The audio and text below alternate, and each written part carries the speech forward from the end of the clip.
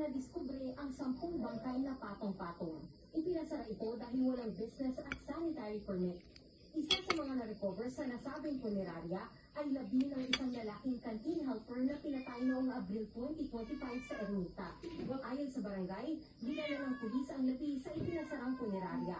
Isang linggo na umano itong nakabunggol ng bawiin ng punerarya dahil hindi pa nakakakompleto ng bayad ang employer nito. Inabot po ng 75,000 yung una. Ngayon, mga babala po yung amo ng 70,000, nakikiusap sila na baka pwede ng ito.